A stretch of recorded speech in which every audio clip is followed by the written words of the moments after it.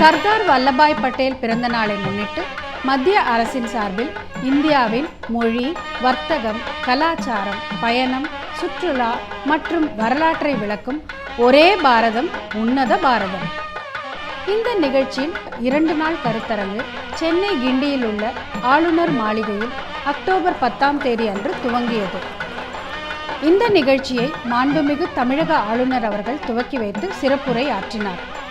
பாரத் கியான் நிறுவனத்தை சேர்ந்த டாக்டர்.டி.கே.ஹரி மற்றும் டாக்டர்.ஹேமாஹரி, டாக்டர் எம்ஜிஆர் மருத்துவ பல்கலைக்கழக துணைவேந்தர் திருமதி சுதா சேஷையன், ஆளுநரின் முதன்மை செயலாளர் திரு அனந்த்ராவ் வி பாட்டீல் உள்ளிட்ட பலர் கலந்து கொண்டனர்.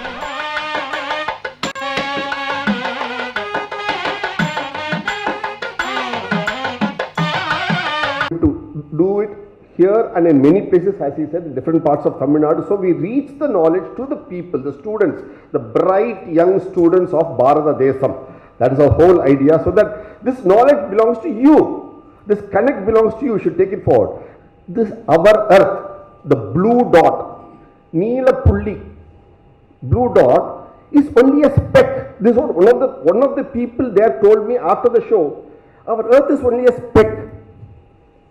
In the solar system itself is only a speck. Then the solar system is a speck in the galaxy. The galaxy is a speck in the universe. So we are just speck. Adukku Tamil or Ahana Vatra, I learned this many years back, probably few decades ago. Idu vandu நம்ம earth வந்து துளி இல்ல, துமி. She would explain the difference between tuli and tumi. Tumi is smaller than a tuli is small. It's a bit, a particle. It's a subparticle, our earth. That is the beauty that we are. And this is what we are fortunate to be in this tumi, this speck, and have life in it. Be born and to relish this knowledge of Bharatham. இந்த நிகழ்ச்சியை மாண்புமிகு தமிழக ஆளுநர் அவர்கள் சிறப்புரை ஆற்றினார். We have been taught, and as a result we have developed a constitutional perspective of India as a political state. Federal in a structure, you have a center, you have states, there are different states, division of power.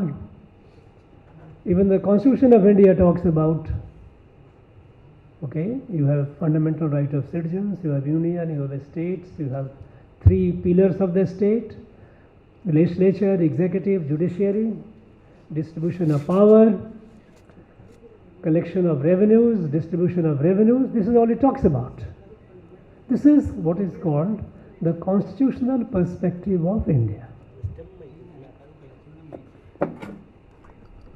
What has happened since the time of the British, that the concept of a state, the concept of a state under one sovereign ruler, that has gained so much of acceptance and has gone so deep down in our consciousness, that for a state there has to be a sovereign ruler and a territory. This is a Western concept, European concept. European concept was that, they have been fighting among themselves for only a few hundred years, 200-300 years ago they stabilized. Still they are fighting, of course, but then they have been basically grabbing. One ruler, one powerful, grabs the area, makes it a territory, makes it a country. Now the country and that is how over the period of time the concept of sovereignty came. The sovereignty with the ruler. This notion came that yes, there is a sovereign ruler and there is a territory, and sovereign has all rights whatever can do.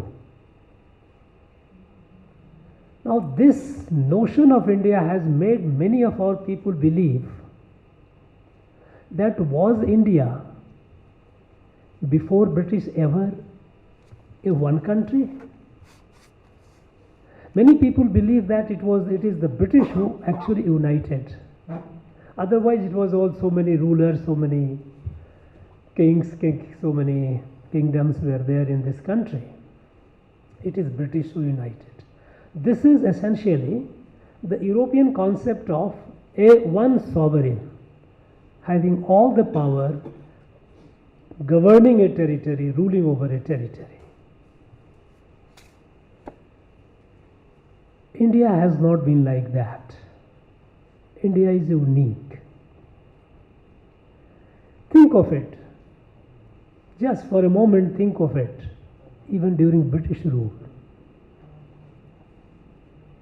when the British partitioned Bengal in 1905 and they created East Bengal on communal basis. East Bengal, Muslim dominated. West Bengal, Hindu majority. So when they divided as a divide and rule policy, people here in this land, they revolted. V.O. Chidambaram Pillai came on the street.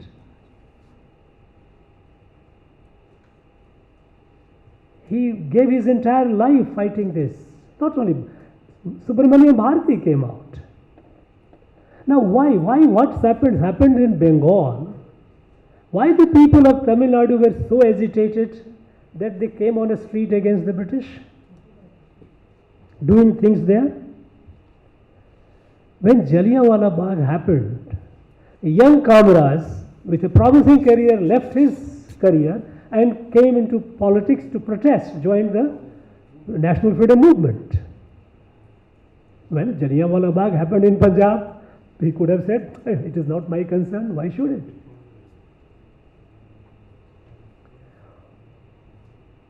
Now, where is that connect?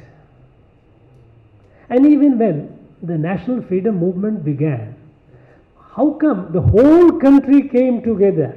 Whole country came together, irrespective of who were the rulers, kingdom here and there. They all waged the campaign against the British under the leadership of Mahatma Gandhi. What was that united this country? So, defining the European concept of a state being ruled by a sovereign, a territory and people ruled by a sovereign has never been the case with this country. And that is why this country cannot be fully understood by understanding of India. Because India was not the name of this country. India was a name given by somebody else, by outsider. Indians, before the British came, and even during the British time, for a long time, people of this country did not call it India. When Mahakavi Bharatiya composed his poem, Parakule Nandanad, Bharatnad, he talked about Bharat. When Bankim Chandra Chatterjee in Bengal, he gave Bande Mataram, he talks about Bharat Mata. People in different parts of the country, poets, fighters, freedom fighters, revolutionaries, philosophers, they have all talked of Bharat.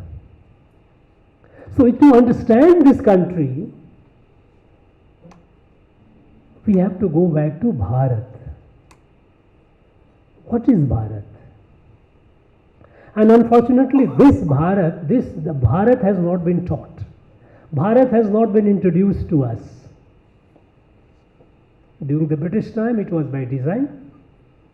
By post-British time, after the British left, by default. So, we have a very little understanding of who we are, our own identity, because if we do not understand the country as such, you as a citizen of this country, is a question of our identity. If we are an Indian, what does it mean? You know, this country, Bharat, is a civilizational evolution. It is a socio-cultural evolution. And it has happened over several thousands of years. It hasn't happened over a period of time, just a short period of time, that one ruler has come and captured. Many people here will argue, yes, tell me who was the ruler who ruled the whole country. Even the British did not. When the British, when they left, there were nearly 560 independent countries within India. So you want you to say that British united, that's not the case. So, what is this country, this Bharat, is a socio-cultural civilizational evolution that has happened over a long period of time, several thousand years. To introduce this to you, we have very competent people, those who have dedicated their entire life.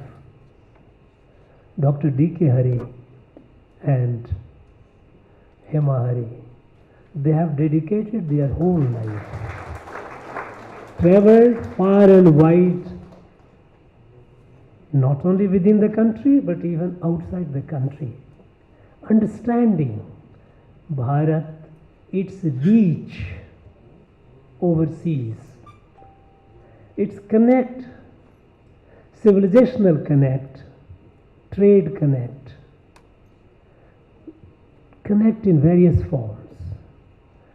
And they have, through their extensive and intensive researches, they have produced, they have accumulated a wealth of literature, a wealth of knowledge. You know, this country, when it talks about a sovereignty, a sovereign ruler, as European concept is, this country has never accepted even kings as sovereign. In our country, in Bharat, sovereignty lies with dharma. And that is why even the kings are bound by the dharma. If a king goes against the dharma, it is a legitimate for the people to throw him out. So the sovereignty as lying in the ruler and the king is an European concept, it is not Bharatiya concept. So when sovereignty lies in the dharma, not in the rulers, people who are pursuing that dharma, that cultural spirituality, between them, among them, there was no barrier, there was no boundary of a state or a boundary of a kingdom. Since time immemorial, people have been traveling from one part of Bharat to another part of it, unmindful of, throughout the journey, which king or which kingdom they have crossed. To illustrate a few cases, in the 4th century before Christian era, Common Era, 4th century, a great Mauryan Empire ruler, Chandragupta Maurya, Patliputra was the capital, today's Patna, 4th century BC, that is about 2400 years ago. His Rajguru, his Acharya, Bhadrabahu,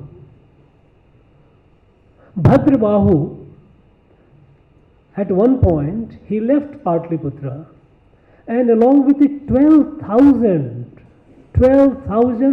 Shramanas, his disciples, came over, travelled all the way and settled a place near Mysore, Sravanbelgola.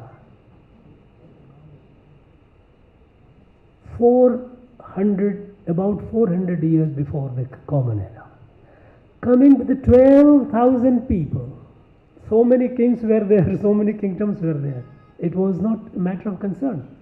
And en route they were all hosted by the villages, larger villages, with the community support, which those institutions were there.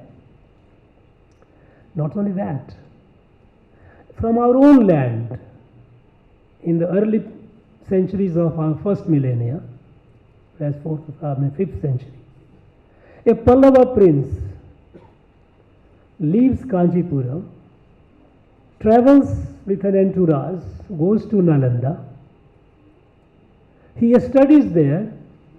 He becomes an Acharya. Nalanda used to be the largest university in the world. The students from foreign countries also used to come and study.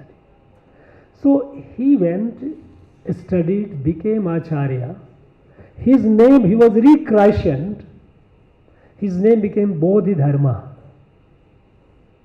Bodhidharma taught at Nalanda. He came back and through sea route he went to China, introduced Buddhism to China. And the emperor, Chinese emperor, was so impressed. He gave him land, he gave him place. And Bodhidharma built the Shaolin monastery. Many of you might have seen in the film, Shaolin monastery, all these martial art. Martial art, he took it from here. It's our variation of that. This was taken through the entourage of Bodhidharma. So you see, Bhadrabahu coming from Patliputra, Bodhidharma going from here to Nalanda. These are just few illustrations. It continued, the tradition continued. When Bhakti movement started here, Alwars and Myanmars, it movement went up to the north and it embraced the whole country. And it was subsequently, there were saints and seers from north who came in the 15th century. Sankardev from Assam, Kamrup, he came. He travelled all the way to Rameswaram for his studies, Rameswaram, Kanchipuram. He stayed here, he studied. Went back to Kashi, went back to Kamarupa. And then he composed, one of the first compositions, the poem that he wrote was Dhanya Dhanya Bharat Bhumi, in praise of Bharat Bhumi. When Guru Nanak Dev Ji, about more than 550 years ago, when he was born, and then about more than 500 years ago when he travelled, he came to Rameswaram. You know, they were all people who were influenced by the Bhakti movement that originated here.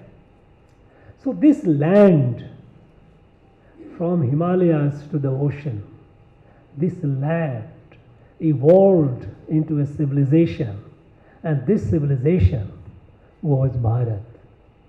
That is why in our ancient text, Vishnu Puran, it says, it tells about what is Bharat. Uttaram yat samudrasya himadrishya dakshinam varsham tad bharatam nama santati yat bharati. North of ocean, south of Himalaya is the land called Bharat, and its children are Bharati. So to understand this country, you have to understand Bharat. What is Bharat? And when you see that this is a great country, we are citizens of this great country with several thousand years of civilization, it gives you a sense of pride. Unfortunately, what happened during the British, it was by design of the British, and subsequently we started getting fragmented on political lines. And politics, which is predominantly about power, whichever party it is essentially about power. This kept dividing our people. Now think of it. Till 1956, there was one Madras state. There was no, forget about the rest of even Madras state. And when suddenly, on the linguistic basis, the states were created, Kerala, Karnataka, Andhra, now subsequently Telangana. Now I find people from those states staying here for several hundred years. They tell me they are migrants from Karnataka, they are migrants from Andhra or Telangana. What is this? Us and they. This politics has divided. Even when in national anthem, when we say Dravida, we say all this is a regional concept. It covers all the 4-5 states. But today Dravida has become a Tamil identity. It's more and more division and subdivision. This politics has crowded our thinking. It has colored our thinking. It has created a distance between you and me, us and they. That is what it has done. Well, that can be a necessary evil. Political framework is there, it is there. Political parties will continue playing politics for the power, we cannot deny that. They will continue doing the mobilization, whichever they will see that they will get the mobilization. Whether it is a regional line, whether it is a linguistic line, whether it is a caste line, whether it is a communal line, caste mein subcaste, all these, they will keep dividing. That will happen. But our core strength is our cultural continuum, the unity. When Tamil Nadu and Karnataka, they clash, we have to, you as a young people, and this awareness comes all over, then this clash will disappear. Then we become part of a family, we become part of a kutumbam. No, it's us and they, us and they, us and they. And that this is the notion of India that has been taught to our children, to all of you, to us, even to me. When I was a school student, I was also taught about the same thing. India is a geography. India means that there is geography. Geography means there is a boundary. That's all. It is not. Our core strength, what defines this country, the soul of this country, is its cultural spirituality, whether it is a Kanyakumari or Kashmir, whether it is a Kutch or Kohima. People, they share the same cultural spirituality. And that is what unites us. That is what makes us a member of a family. In the next 2 days, the two great people, they will enlighten you, they will share with you. Make best use of it. And I would suggest, as he said, as Dr. Hari said, the tip of the iceberg. It needs more. So I would suggest some of you, as many of you as possible, remain connected with him. And I am sure Dr. Hari and Hema will be very interested in continuing the dialogue with you, even at individual level. Know more about ourselves. Rise above us, because this country has a big responsibility. Unless we know about who we are a family. And how glorious this family was, you will get to know. That sense of pride. With that we move forward, and we have a destination to reach. There is a destiny awaiting us, the country. We have to reach that. My friends, thank you very much.